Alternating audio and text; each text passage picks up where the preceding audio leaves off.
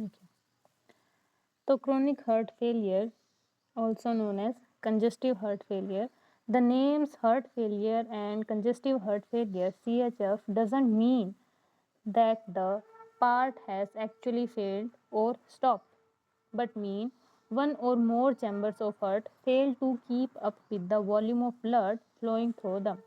मतलब कि heart failure, ये जो फेलियर वर्ड का मतलब ये नहीं है कि पूरा का पूरा पार्ट या फिर पूरा का पूरा जो हार्ट है वो पूरा ही फेल हो गया है या फिर स्टॉप हो गया है। इसका इन रियलिटी मीन ये है कि हार्ट का एक या एक से ज़्यादा जो चैम्बर है वो फेल हो गया है, वो नहीं सप्लाई कर पा रहा है जितनी वॉल्यूम जो है बॉडी को चाहिए। तो CHF is a condition in which heart function as a pump and is inadequate to deliver oxygen rich blood to the body.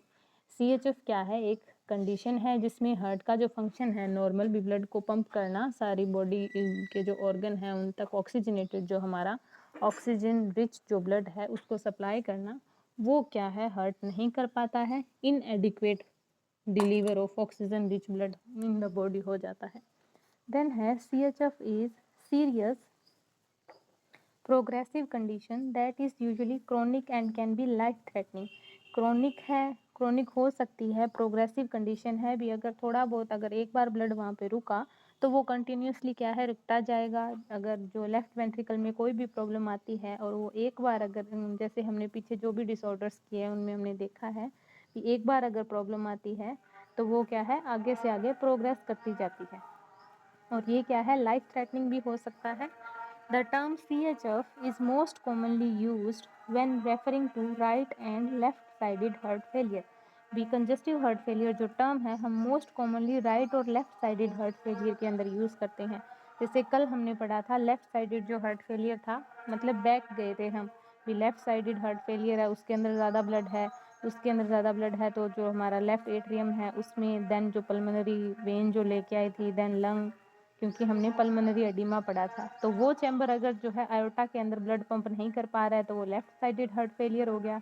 अगर इधर से जो हमारा जो राइट वेंट्रिकल जो था अगर वो पल्मोनरी आर्टरी के अंदर ब्लड को नहीं पुल कर पा रहा है तो वो हमारा राइट साइडेड हार्ट फेलियर हो गया। तो ये जो दोनों टाइप के जो हमारे राइट और लेफ्ट साइडेड हार्ट फेलियर्स हैं इनके अंदर क्या है कॉमनली इनको CHF बोल दिया जाता है, कंजेस्टिव हार्ट फेलियर बोल दिया जाता है। देन आता है हार्ट फेलियर क्लासिफिकेशंस। तो क्लासिफिकेशंस में क्या है the symptom and physical changes of heart failure have several different classification based on their location and mechanism. भी जो सिम्टम्स आते हैं और जो भी फिजिकल चेंजेस आते हैं हार्ट फेलियर के टाइम उनकी क्या है बहुत अलग अलग क्लासिफिकेशन है, उनकी लोकेशन और मैकेनिज्म पे डिपेंड करता है भी, हम उसी अकॉर्डिंग क्या है उनका नेम डिसाइड करते हैं। देन आता है New York association NYHA heart failure symptom classification, ये एक एसोसिएशन है, इसके अकॉर्डिंग हार्ट फेलियर के क्या क्या कैसे कैसे सिम्टम है इन्होंने अलग अलग ऐसे क्लास में इनको क्या है डिवाइड किया है।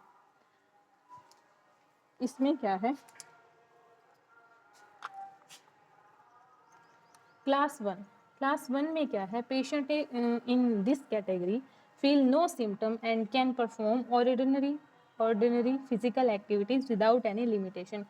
इसमें क्या है जो पर्सन होता है वो जो है उसको कोई भी सिम्टम जो है फील नहीं होता है और पर्सन जो अपनी खुद की जितनी भी नॉर्मल जो एक्टिविटीज़ हैं वो नॉर्मली परफॉर्म कर सकता है क्लास वन में। क्लास टू में क्या है ordinary physical activity somewhat limited to dyspnoea. भी जो नॉर्मल जो एक्टिविटी है वो पर्सन की वो क्या है लिमिट हो जाती है, कहाँ तक डिज्निया तक भी, जैसे वो ज़्यादा कुछ भी जैसे थोड़ा सा भी कुछ ज़्यादा काम करने की कोशिश करेगा तो उसको क्या है शॉर्टनेस ऑफ ब्रीथ हो जाएगी, डिज्निया हो जाएगा। जैसे लॉन्ग डिस्टेंस वॉकिंग अगर वो करेगा या फिर climbing to flight of stair भी अगर स्टेयर चढ़ने की कोशिश करेगा, बट इसमें रेस्ट के टाइम पे क्या है कोई सिम्टम नहीं आते हैं, there are no symptom at rest.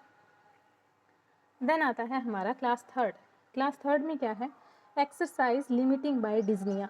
डिज्निया की वजह से जो और एक्सरसाइजेज होती हैं वो क्या है लिमिट हो जाती हैं विद मॉडरेट वर्कलोड, जैसे शॉर्ट डिस्टेंस वॉकिंग हो जाती है पर्सन की या फिर climbing one flight of stair. Then आता है क्लास फोर में क्या है symptoms of cardiac insufficiency with any physical activity भी कार्डियक इनसफिशिएंसी के सिम्टम्स आने लग जाते हैं। अगर कोई भी पर्सन फिजिकल एक्टिविटी करता है, चलता है, इधर उधर कुछ भी करता है, इवन एट रेस्ट पे भी आते हैं, जैसे पर्सन को जो है रेस्ट पे भी डिजनिया हो रहा है, डिजनिया एट रेस्ट, और वेरी लिटिल एक्सर्शन भी, अगर वो थोड़ा बहुत भी कुछ वर्क कर रहा है तो उसको क्या है, एक्सर्शन हो रहा है। तो ये हमारी क्लास है। देन सेकंड क्या है, सेकंड क्लासिफिकेशन क्या है, एक्यूट वर्सेस क्रॉनिक की है। ये तो न्यूयॉर्क हार्ट एसोसिएशन थी, इन्होंने क्या है ऐसे क्लास में से डिवाइड कर दिया है। देन आता है सिंपल, एक्यूट, क्रॉनिक, जैसे हम कोई भी डिजीज़ को क्या है क्लासीफाई करते हैं। तो एक्यूट में क्या है, एक्यूट कंजेस्टिव हार्ट फेलियर में result in acute decompensation and circulatory collapse. भी जो एक्यूट वाला होता है वो क्या है, किसके एज अ रिजल्ट होता है, एक्यूट डीकम्पनसेशन, जो हार्ट है इसे कंपनसेट नहीं कर पाया है। पर्सन जैसे नॉर्मली कोई एक्सरसाइज कर रहा था तो उस टाइम क्या है, पर्सन को टैकीकार्डिया होता है, जो हार्ट की कॉन्ट्रैक्टिलिटी है वो ज़्यादा बढ़ जाती है, बट जो हार्ट है इसके साथ में कोप अप नहीं कर पाता है, या फिर कोई सर्कुलेटरी कोलैप्स हो जाता है, जो हार्ट था पर्सन का वो पूरा अच्छे से सर्कुलेट ही नहीं कर पा रहा है ब्लड को बॉडी में। देन हमारा आता है chronic heart failure. Chronic heart failure develop over time, right sided heart failure from COPD. COPD हमारा क्या है, क्रोनिक ऑब्स्ट्रक्टिव पल्मोनरी डिजीज है। इसमें 4 डिजीज होती हैं, इसको एक अम्ब्रेला डिजीज भी बोलते हैं। तो उसकी वजह से कंजेस्टिव हार्ट फेलियर हो सकता है। अब ये डिजीज क्या होती है, बड़ा पोर्शन है, जब हमारे आएगी रेस्पिरेटरी सिस्टम में तब हम करेंगे। अभी के लिए क्या है, जो हमारा रेस्पिरेटरी सिस्टम है उसकी एक डिजीज है जिसके अंदर 4 छोटी छोटी डिजीज आती है। देन आता है right sided heart failure versus left sided heart failure. तो राइट साइड के अंदर क्या है, the inability of right ventricle to adequately pump venous blood into the pulmonary circulation. जैसे हमारा राइट साइड में पहले हमारा राइट जो है एट्रियम था, देन हमारा राइट वेंट्रिकल आता है। तो राइट वेंट्रिकल क्या है, वो जो पल्मोनरी जो हमारी आर्टरी थी जो लंग्स तक डीऑक्सीजनेटेड ब्लड लेके जा रही थी, उनके अंदर जो राइट वेंट्रिकल है वो ब्लड को एडिक्वेटली पंप नहीं कर पाता है, जिसको हमने पल्मोनरी सर्कुलेशन बोला है, उसके अंदर वो ब्लड को अच्छे से पंप नहीं कर पा रहा है। This causes a backup of fluid into the body. अब इसकी वजह से क्या है, जो उसमें राइट वेंट्रिकल में जो है ब्लड रहा है थोड़ा सा, मतलब कुछ तो उसने पंप कर दिया है, कुछ उसके अंदर रहा है, तो वहाँ पे थोड़ा सा प्रेशर ज़्यादा है, उसी की वजह से अब राइट एट्रियम जो है वो उसका पूरा ब्लड नहीं दे पाएगा। और उस ऐसे करके क्या है, राइट वेंट्रिकल उसमें राइट एट्रियम में ब्लड किससे आ रहा था, जो हमारी सुपीरियर और इन्फीरियर वेना केवा में, तो ऐसे ऐसे करके बैक ऐसे वापस जाते जाते क्या है, प्रेशर क्या है, इंक्रीज हो जाता है, resulting in swelling and edema due to elevated pressure and congestion in systemic vein and capillaries. As a result क्या होता है, भी फ्लूइड क्या है बहुत ज़्यादा ऐसे कलेक्ट होने लग जाता है, अकोमुलेट होने लग जाता है, जिसकी वजह से पर्सन में स्वेलिंग, एडिमा या फिर एलिवेटेड जो प्रेशर की वजह से ये जो है साइंस आते हैं वेन्स में, कैपिलरीज में। देन आता है left sided heart failure. Left sided heart failure क्या है, inability of left ventricle to pump into the systematic circulation. Systematic, अब ये भी हमारा होता है, जैसे हम ये जो ब्लड सर्कुलेशन करते हैं इसमें 2 तरह के हमारे सर्कुलेशन आते हैं। जैसे ऊपर वाले में हमने किया ना पल्मोनरी सर्कुलेशन, तो ये पल्मोनरी सर्कुलेशन क्या है, ये जो हार्ट से जो ब्लड है जो हमारे लंग्स, यानी कि लंग्स के लिए हम पल्मोनरी वर्ड यूज़ करें, तो लंग्स तक जो गया वो हमारा लंग्स से जाके वापस जो आ रहा है लंग्स से, पल्मोनरी जो वेन्स हैं उनके थ्रू, वहाँ तक हमारा क्या है, पल्मोनरी सर्कुलेशन है। देन हमारी बॉडी को जो है एक मतलब पूरा सिस्टम है, बहुत सारे सिस्टम्स हैं, तो जब उनके अंदर ब्लड जाता है तो उसको हम सिस्टमेटिक सर्कुलेशन बोल देते हैं। तो लेफ्ट साइडेड में क्या है, जो हमारा लेफ्ट जो वेंट्रिकल है वो क्या है, जो हमारा सिस्टमेटिक सर्कुलेशन है। भी सिस्टमेटिक सर्कुलेशन कौन सा, लेफ्ट वेंट्रिकल से जो ब्लड है वो आगे किस में जा रहा था, आयोटा में जा रहा, तो आयोटा में पंप नहीं कर पा रहा है। आयोटा कहाँ पे आगे जो है ब्लड को पंप कर रहा है, जो हमारे और आगे जो मेन आर्टरीज वगैरह हैं जो पूरी बॉडी को सप्लाई करेंगे ऑक्सीजनेटेड ब्लड की, वहाँ पे नहीं जा रहा है, जिसकी वजह से क्या है, this backup behind the left ventricle causes accumulation of fluid in the lungs. अब लंग्स से आ रहा था तो लंग्स से पूरा ब्लड नहीं आया है, या फिर जो वेंट्रिकल है हमारा लेफ्ट वेंट्रिकल उसके अंदर ब्लड पहले से था तो वहाँ से पूरा आ नहीं पाया है, तो वहाँ पे क्या है, फ्लूइड अक्यूमुलेट हो गया है, एलिवेट हो गया है, प्रेशर बढ़ गया है, तो कंजेशन हो रहा है। जो पल्मोनरी वेन्स थी, पल्मोनरी वेन्स जो हमारे लंग्स से ऑक्सीजनेटेड ब्लड लेके आई थी, लेफ्ट साइड वाली लेफ्ट साइड से, राइट साइड वाली राइट साइड से, तो वहाँ पे क्या है, कंजेशन होना स्टार्ट हो गया है, जो पल्मोनरी वेन्स को, जो कैपिलरीज थी उनमें। देन आता है सिस्टोलिक हार्ट फेलियर और डायस्टोलिक हार्ट फेलियर। जैसे हम करते हैं ब्लड प्रेशर, तो ब्लड प्रेशर में हम करते हैं ना, ऊपर वाला हमारा सिस्टोलिक, नीचे वाला डायस्टोलिक। तो वैसे तो सिस्टोलिक हार्ट फेलियर क्या होता है, this occur when heart's ability to contract decrease. Systolic में क्या है, सिस्टोल मतलब कॉन्ट्रैक्शन होता है, तो जब हार्ट की जो नॉर्मल जो एबिलिटी होती है, systolic heart failure. Heart cannot pump with enough force to push a sufficient amount of blood into circulation। भी हार्ट क्या है, ऐसे कॉन्ट्रैक्ट होके पूरा इतना ज़ोर से ब्लड को बाहर पंप नहीं कर पाता है, इतना सफिशिएंट नहीं होता है जितना चाहिए होता है पूरा ब्लड सर्कुलेशन में। Blood coming into heart from the lungs में back up and cause fluid to leak into the lungs, a condition is called pulmonary congestion. भी जो ब्लड आ रहा था हमारे ब्लड उसके हार्ट के पास में, जो लंग्स से ऑक्सीजनेटेड ब्लड जो आ रहा था, वो क्या है, अब पूरा नहीं आएगा, जिसकी वजह से क्या है, भी जो लंग्स के अंदर जो ब्लड है वो ऐसे बैकअप, और वहीं पे अगर रुकेगा जो ब्लड है तो फ्लूइड क्या है, लीक होना शुरू हो जाएगा लंग के अंदर, जिसको हम बोलते हैं पल्मोनरी कंजेशन। देन आता है डायस्टोलिक हार्ट फेलियर। डायस्टोल यानी कि रिलैक्स वाला, भी वो जो कॉन्ट्रैक्ट था अब ये जो डायलेट हो रहा है। तो when the heart has problem relaxing, भी उसको क्या है, रिलैक्सिंग में प्रॉब्लम है, तो ये डायस्टोलिक हार्ट फेलियर होता है। The heart cannot properly fill the blood because muscle has become stiff, losing its ability to relax। भी हार्ट क्या है, पूरी तरह से फिल नहीं हो पा रहा है, क्योंकि उसकी जो मसल है वो स्टिफ हो गई है, और उसकी जो एबिलिटी थी रिलैक्स होने की वो कम हो गई है। देन है दिस फॉर्म में lead to fluid accumulation specially in feet, ankles and legs. Some patient में हैव लंग कंजेशन। अब इसकी वजह से क्या होता है, भी पूरा क्या है वो डायलेट नहीं हुआ, तो जो ब्लड आ रहा था लंग्स वगैरह से, और जो हमारा राइट वेंट्रिकल भी जो लेके जो हमारा सुपीरियर और इन्फीरियर वेना के बाद जो ब्लड लेके आ रही थी हार्ट के अंदर डालने के लिए, तो हार्ट तो डायलेट ही नहीं हुआ, तो वो ब्लड कहाँ पे जाएगा, तो वो ब्लड तो वापस बैकअप होगा, तो जिसकी वजह से क्या है, फीट में, एंकल्स में, लेग्स में, और यहाँ पे क्या है, एडिमा हो जाता है। और इनमें कई बार क्या है, अब जो लंग से भी तो ब्लड आ रहा था, अगर वहाँ से भी पूरा नहीं आ पाएगा हार्ट के अंदर, तो वहाँ पे लंग कंजेशन हो जाएगा दोनों साइड। ठीक है,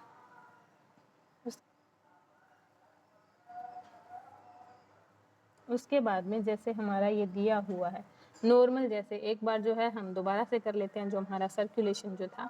सबसे पहले जैसे इसमें एरो का निशान दिया हुआ है, राइट एट्रियम के अंदर ब्लड आया, राइट एट्रियम से हमारा राइट वेंट्रिकल में गया, राइट वेंट्रिकल से ये जो पल्मोनरी आर्टरीज है इनके थ्रू लंग्स के अंदर गया, लेफ्ट साइड से लेफ्ट में, राइट साइड से राइट में, डीऑक्सीजनेटेड ब्लड गया है।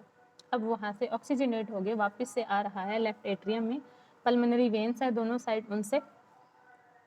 देन क्या है, लेफ्ट एट्रियम से लेफ्ट वेंट्रिकल में आया, और लेफ्ट वेंट्रिकल से जो क्या है, जो अयोर्टा था उसके अंदर गया, और उसके थ्रू सारी बॉडी के अंदर गया। तो ये हमारा नॉर्मल है।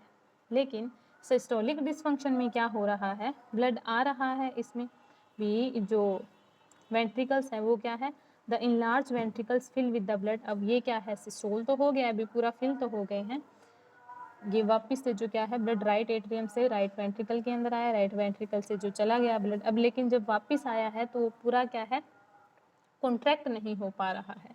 भी पूरे डायस्टोल तो हो गए हैं, ब्लड आ गया है, लेकिन अब वो जब कॉन्ट्रैक्ट हो गया तो ही ब्लड वापस जाएगा, तो वो कॉन्ट्रैक्ट ही नहीं होगा, सिस्टोल ही नहीं होगा जब उसमें, तो ब्लड हार्ट से बाहर कैसे जाएगा, आ तो गया है लेकिन बाहर नहीं जा पा रहा है। देन आता है डायस्टोल। डायस्टोल यानी कि रिलैक्सेशन, रिलैक्स नहीं हो पा रहा है हार्ट। अब ब्लड जो है आ ही नहीं रहा है हार्ट में, जैसे हमारा राइट एट्रियम और ये जो है लेफ्ट वेंट्रिकल के अंदर जो हमारा ब्लड आ रहा था वो आ नहीं पा रहा है, क्योंकि अंदर स्पेस कम है, क्योंकि जो हार्ट है कॉन्ट्रैक्ट हुआ पड़ा है, वो डायस्टोल नहीं हो रहा है, रिलैक्स नहीं हो पा रहा है। ठीक है, सिस्टोल हो गया, डायस्टोल हो गया। ओके, उसके बाद में नेक्स्ट हमारी क्या है, फिफ्थ वाली, low output versus high output heart failure. तो इसमें क्या है, low output heart failure, most heart failure is low output when not enough cardiac output is available to meet usual need. Low output है मतलब कि heart से जो output आ रही थी हमारी ब्लड की वो बहुत ही ज़्यादा कम आ रही है, जो कि क्या है, बॉडी की जो नॉर्मल नीड्स है उनको पूरा नहीं कर पा रही है। एज अ रिजल्ट क्या हो रहा है, the person shows evidence of impaired circulation and vasoconstriction with cool pale extremities। ऐसा रिजल्ट क्या होता है, भी थोड़ी जो है आउटपुट आ रही है जैसे इन समर उसमें विंटर्स में होता है, जैसे जो हाथ होते हैं बहुत ज़्यादा ऐसे ठंडे रहते हैं, कईयों के पैर जो है बहुत ज़्यादा ठंडे रहते हैं, तो वहाँ पे क्या होता है भी जैसे हमारा नॉर्मल टेम्परेचर में ब्लड जो सर्कुलेट करता है नॉर्मली, हैंड वगैरह फिट वगैरह जो है पर्सन के वो नॉर्मली क्या है वार्म रहते हैं, उस टाइम पे जैसे जितना अच्छा सर्कुलेशन होता है तो विंटर के टाइम पे उतना अच्छा नहीं हो पाता है, जिसकी वजह से जो है हाथ और पैर जो है वो ठंडे रहते हैं, कूल रहते हैं। तो ऐसे ही इसमें होता है भी लो आउटपुट होता है, यानी कि सर्कुलेशन अच्छे से नहीं हुआ, जिसकी वजह से वेजो कॉन्स्ट्रिक्शन हुआ with cool and pale extremities.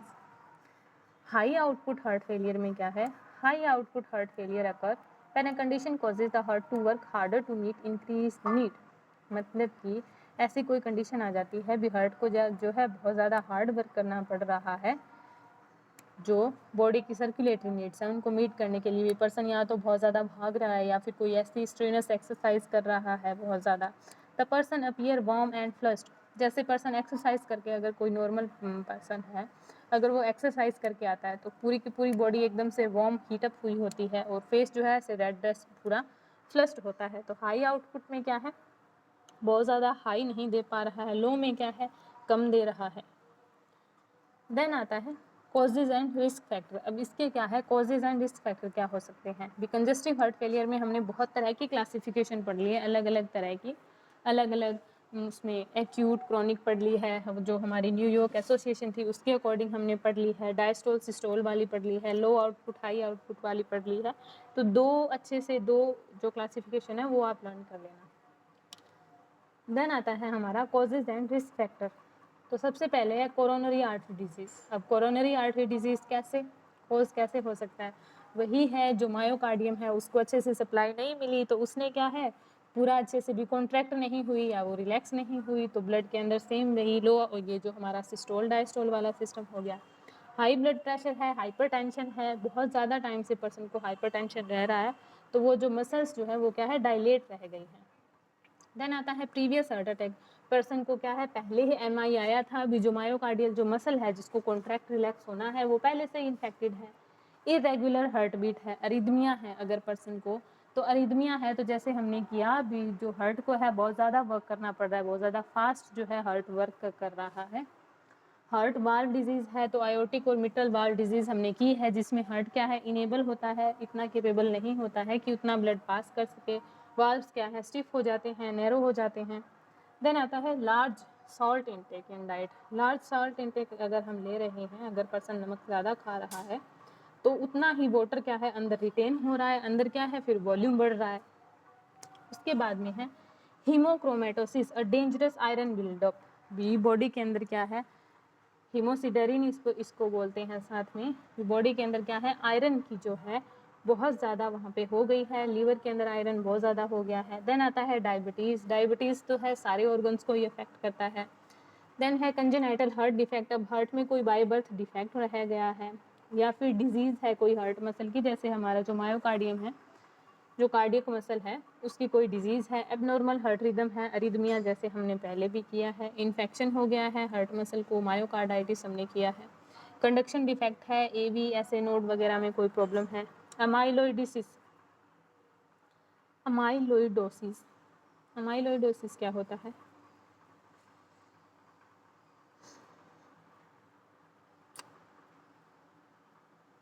रुको चेक करते हैं। क्या है ओवरवेट है, तो ओवरवेट में वैसे उसका जो है हार्ट का वर्कलोड बढ़ जाता है। अमाइलोइडोसिस हमारा हो गया है जो अमाइलोइड का जो है ज़्यादा बिल्डअप होने लग जाता है बॉडी के ऑर्गन और टिश्यू में। देन आता है पर्सन स्मोक करता है और अब्यूज़ अल्कोहल अब्यूज़ करता है, कोकेन वगैरह अगर लेता है तो। देन है हमारी पैथोफिजियोलॉजी। भी हमने किया ऐसे हो जाता है वैसे हो जाता है स्टार्टिंग में, अब हम करेंगे भी पूरी सीरीज़ स्टार्टिंग से कैसे स्टार्ट होता है। तो सबसे पहले है हमारा systolic function of the heart and resulting cardiac output is govern by 4 major determinants. मतलब कि सिस्टोलिक फंक्शन यानी कि जो हार्ट जो कॉन्ट्रैक्ट होता है ना उसको 4 तरह से वो अफेक्ट होता है कॉन्ट्रैक्शन उसकी। The contractile state of myocardium, भी मायोकार्डियम कितना अच्छे से कॉन्ट्रैक्ट हो सकती है। The preload of ventricle, preload कौन सा जो राइट जो हमारा एट्रियम है उसके पहले वाला जो हमारी सुपीरियर और इंफीरियर वेना केवा है उनके अंदर कितना फ्लोड है। Of ventricle the end diastolic volume and resultant fibre length of ventricles prior to onset of contraction, जो हमारे पुरकिंजी फाइबर्स वगैरह हैं उनकी लेंथ कितनी है। The afterload apply to ventricle, अब वेंट्रिकल्स के बाद में जो आफ्टर लोड होगा, अभी जो हमारा लेफ्ट वेंट्रिकल जो था उसके बाद में कितना लोड है। The impedance of left ventricle ejection, जो लेफ्ट वेंट्रिकल है वो हार्ट से कितना इजेक्ट कर पा रहा है बाहर ब्लड को। एंड द हार्ट रेट, भी पर्सन की जो है हार्ट रेट कितनी चल रही है। अब कॉजेज में हमने जो किया था तो कॉजेज में यही किया था, भी अरिदमिया हमने किया था, या फिर लेफ्ट वेंट्रिकल में कोई डिजीज़ है, सेप्टल कोई डिफेक्ट है, बाय बर्थ कोई है, इन्फेक्शन है, जो एसए नोड एवी नोड का हमने किया था, भी कंडक्टिव जो सिस्टम है उसमें कोई डिफेक्ट आ गया है, तो ये हमारा कॉज वाला है। देन आता है कार्डियक फंक्शन में भी inadequate as a result of alteration in any of these determinant, ये हमें 4 मेन दिए हैं, भी इनके अंदर कुछ भी अगर चेंजेस आता है तो जो कार्डियक फंक्शन है वो इनएडिक्वेट हो सकते हैं। सो in most instances the primary dearrangement is depression of myocardial contractility caused either by loss of functional muscle due to myocardial infarction etc or by process diffusely affecting the myocardium। भी सबसे पहला इन्होंने क्या दिया है, जो मायोकार्डियल कॉन्ट्रैक्टिलिटी है, जो मायोकार्डियम हमारी मसल जो कॉन्ट्रैक्ट हो रही है उसका, उस कॉन्ट्रैक्टिलिटी का डिप्रेशन हो गया है किसी भी वजह से, जैसे मायोकार्डियल इन्फेक्शन की वजह से भी हो सकता है, या फिर कोई ऐसी डिजीज, कोई ऐसी प्रोसेस जो कि अफेक्ट कर रही है मायोकार्डियम को। देन आता है हाउ एवर द हार्ट में fail as pump because preload is excessively elevated such as valvular regurgitation, or when afterload is excessive such as aortic stenosis or in severe hypertension। Big heart क्या है, fail हो सकता है blood को pump करने में अगर प्रीलोड ज़्यादा ही एलिवेट हुआ है।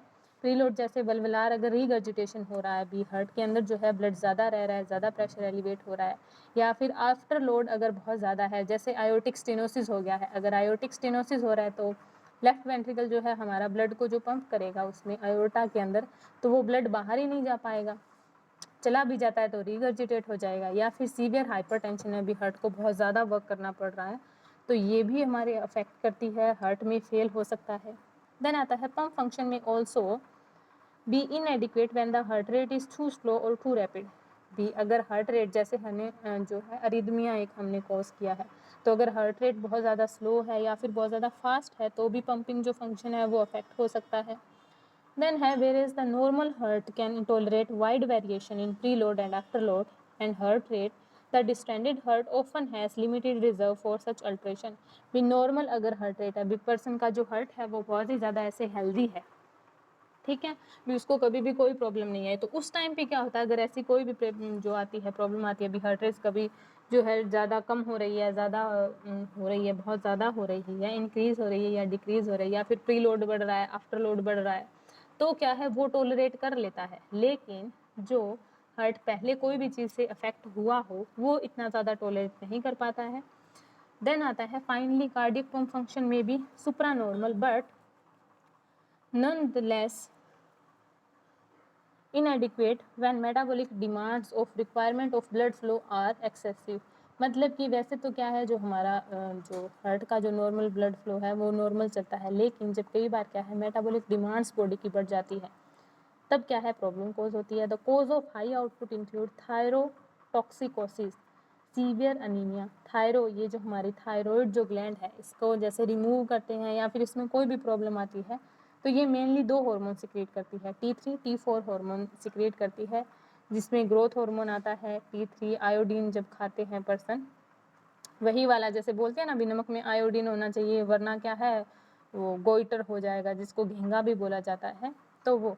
या फिर पर्सन को सीवियर अनीमिया है, या फिर आर्टीरियोविनस स्टंटिंग हो रही है इंक्लूडिंग डायलिसिस फिस्टुला। आर्टीरियोविनस शंटिंग कैसे, भी जैसे हम डायलिसिस करते हैं ना पर्सन का, तो डायलिसिस के टाइम में क्या है एक साइड से जो क्या है ब्लड, पर्सन का जो ब्लड होता है उसको निकाला जाता है, दूसरी साइड दूसरी जो हमारी आर्टरी होती है उसके अंदर वापस से मतलब सब कुछ वो करके उसमें डाला जाता है। तो उसमें क्या है कई बार फिस्टुला मतलब कि एबनॉर्मल ओपनिंग हो जाती है, अगर जिसके थ्रू अगर शंटिंग हो रही है तो ब्लड जो है अपने आप से ही आर्टरी से वेन में जा रहा है, वेन से आर्टरी में जा रहा है, तो भी ये हो सकती है। पेजेट डिजीज ऑफ बोन, ये बोन की डिजीज है। थायमिन डेफिशिएंसी है, थायमिन होता है हमारा B1 तो अगर उसकी डेफिशिएंसी है जिसकी वजह से बेरी कोज हो सकती है।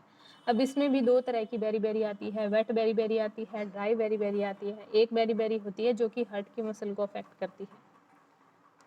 देन आता है हमारा cardiac compensatory mechanism, increase in heart rate. भी कार्डियक कंपनसेटरी मैकेनिज्म क्या होता है, अभी बॉडी के अंदर कुछ भी प्रॉब्लम आती है तो बॉडी के जितने सारे जो ऑर्गन्स होते हैं वो एक बार को ऐसे करते हैं भी हम इस चीज़ को कंपनसेट कर लेंगे, भी हम खुद से ठीक कर लेंगे। भी जैसे पर्सन है, अगर कोई भाग रहा है तो पूरी बॉडी को क्या है, ऑक्सीजन की डिमांड बढ़ गई है, तो हार्ट की जो बीट है, हार्ट रेट जो है वो इंक्रीज हो जाती है और वैजो कॉन्स्ट्रिक्शन हो जाता है, भी फास्ट ब्लड की सप्लाई हो और हार्ट इनलार्जमेंट हो जाता है। जैसे अगर नॉर्मली पर्सन का भी हार्ट बीट जो है वो ज़्यादा ही रह गई तो हार्ट क्या है, हर टाइम क्या है, ऐसे बहुत ज़्यादा वर्क कर रहा होगा, ओवर वर्क कर रहा होगा, जिसकी वजह से हार्ट का जो साइज़ है वो इनलार्ज हो जाता है। अगर to assist struggling heart, then आता है these mechanisms are able to compensate for heart inability to pump effectively and maintain sufficient blood flow to organ and tissue at the rest। भी ये mechanism क्या होते हैं, भी हार्ट किस लिए होते हैं, भी हार्ट क्या है, कंपनसेट नहीं कर पाता है, पूरा अच्छे से क्या है, पंप नहीं कर पाता है और जो सफिशिएंट ब्लड था वो क्या है, मेंटेन नहीं हो पाता है। Physiological stressor that increase the workload of heart, मतलब कि फिजियोलॉजिकल कौन कौन से स्ट्रेसर हो सकते हैं जो कि हार्ट का जो वर्कलोड है उसको इंक्रीज कर देते हैं। जैसे एक्सरसाइज हो गई, अगर पर्सन एक्सरसाइज करता है तो भी हार्ट का लोड बढ़ता है, जो हमारी हार्ट रेट जो है वो इंक्रीज हो जाती है। इन्फेक्शन में भी हो सकता है, क्योंकि इन्फेक्शन में एंटीबॉडीज़ जो हमने आज किया है हाइपर सेंसिटिविटी वाला, तो इम्यून कॉम्प्लेक्स वगैरह बनते हैं, फीवर होता है, तो उसके अंदर भी क्या है, जो बॉडी की ऑक्सीजन डिमांड जो है वो बढ़ जाती है। may cause these mechanisms to fail and precipitate the clinical syndrome associated with a failing heart, elevated ventricular atrial pressure, sodium and water retention, decreased CO2 और सर्कुलेटरी और पल्मोनरी कंजेशन। मतलब कि ये क्या है, एक तरह के साइन है, भी हार्ट क्या है, कंपनसेट नहीं कर पा रहा है, बॉडी को खुद से ऊपर से ही कुछ करना पड़ेगा। जैसे एलिवेटेड वेंट्रिकुलर या फिर एट्रियल प्रेशर, वेंट्रिकल्स या एट्रियल्स का प्रेशर जो है वो इंक्रीज हो जा रहा है, सोडियम और वाटर का बॉडी के अंदर रिटेंशन हो रहा है, या फिर जो CO2 है वो कम हो गई है, सर्कुलेटरी और पल्मोनरी कंजेशन हो रहा है। सर्कुलेटरी हमारा कौन सा था, पल्मोनरी तो हमारा लंग्स में हो रहा है, सर्कुलेटरी जो है हमारा ये जो एंकल है, फिट है, इनके अंदर हो रहा है। देन आता है द कंपनसेटरी मैकेनिज्म में hasten the onset of failure because they increase after load and cardiac work. भी जो कंपनसेटरी मैकेनिज्म है वो ऑनसेट ऑफ फेलियर है, भी हार्ट फेलियर का ऑनसेट जो है उसको क्या है, बढ़ा सकता है, क्योंकि कंपनसेटरी मैकेनिज्म क्या करता है, भी हम खुद वर्क कर लेंगे ज़्यादा, लेकिन जो है बॉडी ठीक होनी चाहिए, तो वो क्या करते हैं, हार्ट से ज़्यादा वर्क करवाते हैं। हार्ट क्या है, आफ्टर लोड प्री लोड उसका बढ़ा देते हैं, कार्डियक वर्क उसका बढ़ा देते हैं, तो वो भी क्या है, हार्ट फेलियर में एक तरह से वही देता है, योगदान ही देता है अपना। देन हमारा आता है क्लिनिकल मैनिफेस्टेशन। अब क्या है, हमने 2 तरह के जो है हार्ट फेलियर पढ़े हैं, हमने लेफ्ट साइडेड हार्ट फेलियर पढ़ा है और हमने पढ़ा है राइट साइडेड हार्ट फेलियर। होता तो हार्ट ही फेल है, बट क्या है, भी हार्ट के चैम्बर्स ही फेल हो रहे हैं, पंप नहीं कर पा रहे हैं, बट इनके जो साइन सिम्टम्स जो हैं वो अलग अलग आते हैं।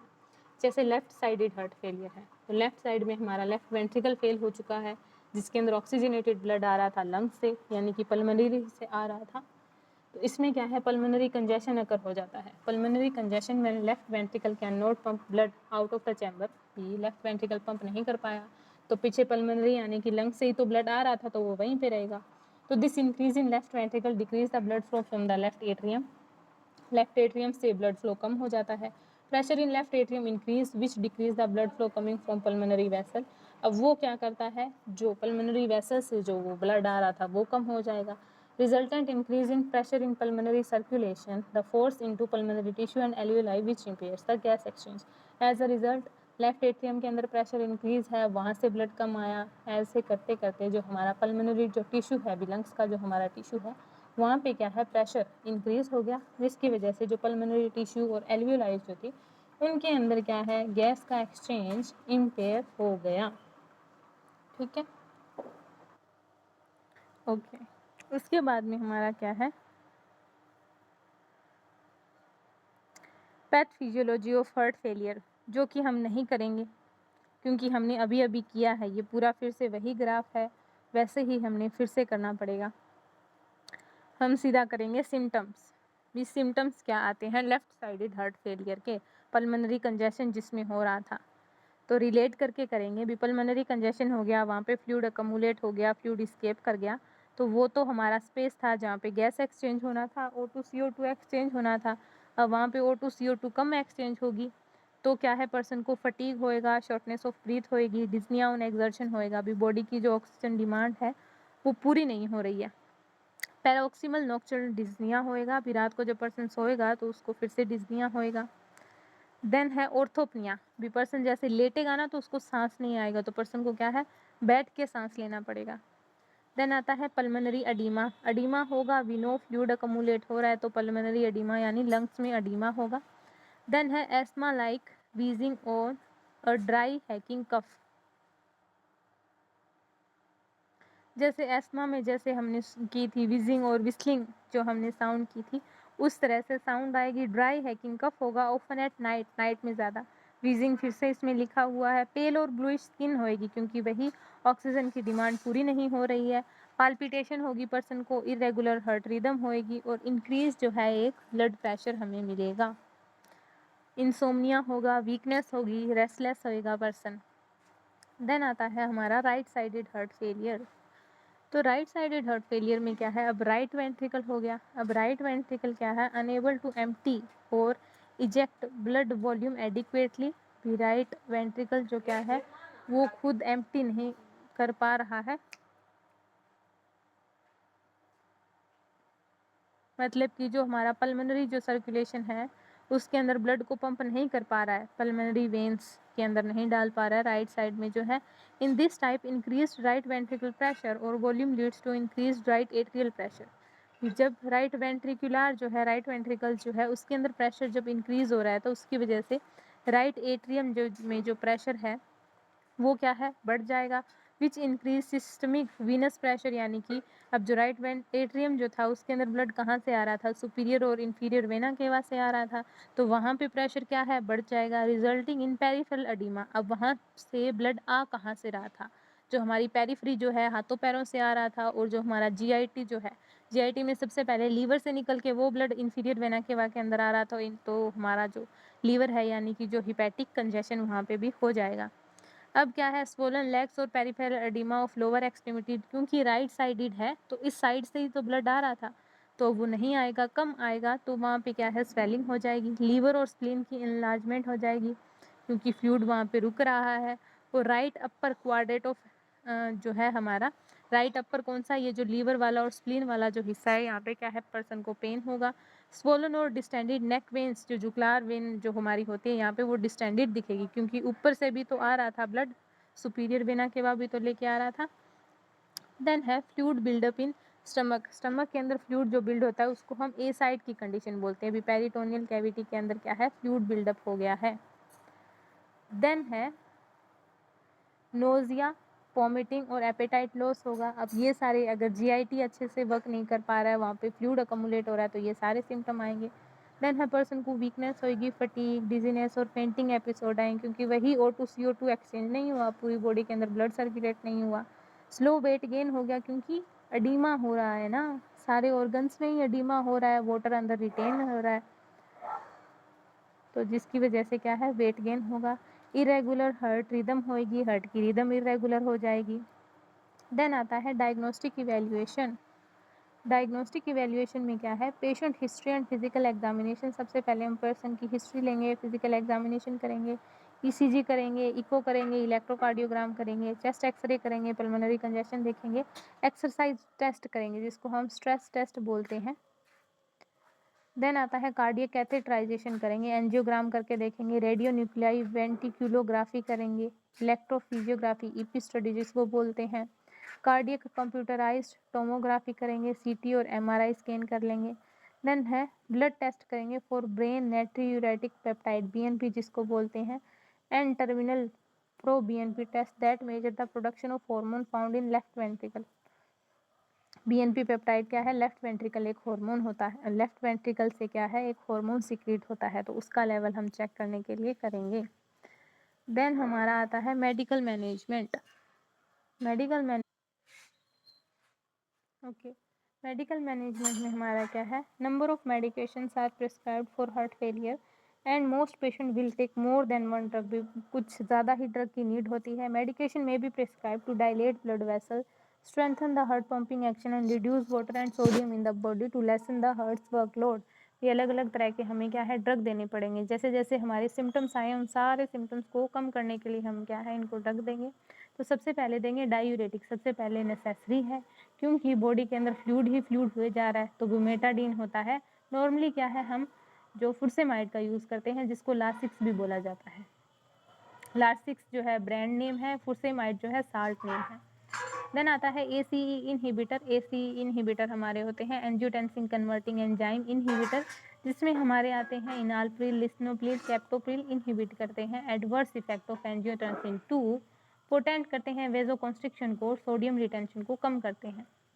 देन आता है एंजियोटेंसिन 2 रिसेप्टर ब्लॉकर, तो ARBs जिसको बोलते हैं, जिसमें लो सार्टन और वल सार्टन होता है, सिमिलर टू ACE इनहिबिटर के जैसे ही होते हैं, used in patient who can not tolerate ACE inhibitor due to cough या फिर एंजियोएडिमा, भी जिनके अंदर कफ या फिर एंजियोएडिमा होता है उनके अंदर अगर ACE इनहिबिटर नहीं वर्क कर पा रहे हैं या फिर पर्सन टॉलरेट नहीं कर पा रहे हैं तो हम एंजियोटेंसिन 2 रिसेप्टर ब्लॉकर देते हैं। देन आता है डिजिटेलिस। डिजिटेलिस क्या होता है, पॉजिटिव आइनोट्रोपिक एजेंट डिजॉक्सिन, ये एक ही होता है, मतलब डिजॉक्सिन मतलब लर्न कर लो अभी से। ये क्या करता है, increase the heart ability to pump more effectively by improving the contractile force of muscle, भी जो हमारी मसल है जो मायोकार्डियम है उसकी कॉन्ट्रैक्ट करने की जो पावर है ना उसको ये मेंटेन करवाता है फिर से। देन आता है अल्फा एड्रिनर्जिक ब्लॉकर, इसमें क्या है कार्वेडिलोल, कोरेक जिसको बोलते हैं, मेटाप्रोलोल, इनके पीछे जिनमें लोल लग जाता है, bisoprolol decrease myocardial workload and protect against fatal डिसरिदमिया by blocking norepinephrine, यानी कि जो नोरेडियार का जो इफेक्ट है, जो सिंपैथेटिक नर्वस सिस्टम का नोरेडियार का जो इफेक्ट आ रहा है उसको ब्लॉक करके क्या करते हैं, ये मायोकार्डियल वर्कलोड को कम करते हैं। देन आता है एल्डोस्टेरोन एंटागोनिस्ट। एंटागोनिस्ट यानी कि ये एल्डोस्टेरोन के अगेंस्ट में वर्क करेगा। तो एल्डोस्टेरोन एंटागोनिस्ट जिसको स्पर्नोलैक्टोन और इसमें एपरनोन 2 आते हैं, मेनली स्पर्नोलैक्टोन यूज होता है, जो कि क्या करते हैं, जो सोडियम का रिटेंशन हो रहा था उसको क्या करते हैं, डिक्रीज करते हैं, सिंपैथेटिक नर्वस सिस्टम एक्टिवेशन करते हैं, कार्डियक रीमॉडलिंग करते हैं, यानी कि उस टिश्यू को फिर से ठीक करने की। सर्जिकल मैनेजमेंट में क्या है, कोरोनरी एंजियोप्लास्टी करेंगे, कोरोनरी आर्टरी बाईपास सर्जरी कर सकते हैं, इम्प्लांटेबल कार्डियक डीफैब भी दे सकते हैं, ICD जिसको हमें बोलते हैं। देन आता है